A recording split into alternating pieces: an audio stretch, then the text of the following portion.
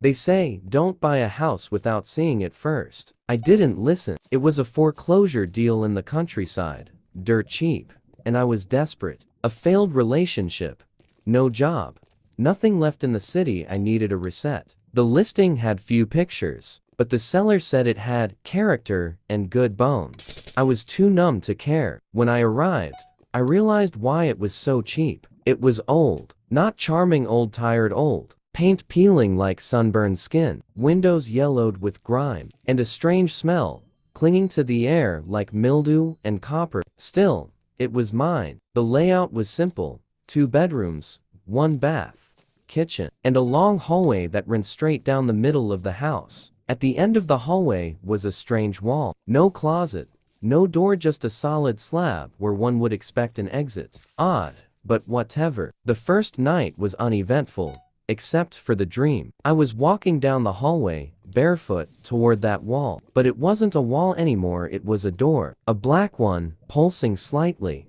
like it was breathing. I reached for the knob, and woke up. I blamed stress. But the dream came back the next night, and the next. Each time got closer to the door. By the 4th night, I woke up standing at the end of the hallway, my hand pressed to the wall, heart racing. I must have sleepwalked. I laughed it off, but my handprint was still there. The wall was warm, too warm. The next morning, I knocked. Hollow. That night, I heard scratching from behind the wall. I called a contractor. He came 2 days late, annoyed, but curious enough. I told him I thought there might be a sealed-up closet or something. When he brought out his tools and started to cut into the wall, I swear I heard something move behind it. Then everything went dead quiet, like the house was holding its breath. After 20 minutes of hammering, he stopped and stepped back, pale. Behind the wall wasn't a closet. It was a room, a small, lightless space. No windows, no furniture, just a single wooden chair facing the wall. And on the wall,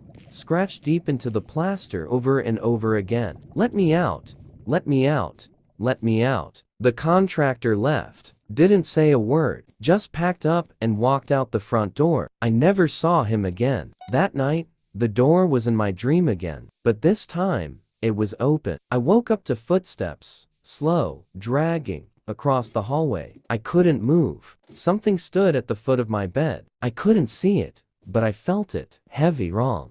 I leaned down, its breath sour and hot against my face, and whispered, "Thank you for opening it." Then it was gone. I've since sealed the room, bolted it shut, nailed it, covered it with furniture, but I still hear it. The chair scraping, the voice whispering, the door appearing.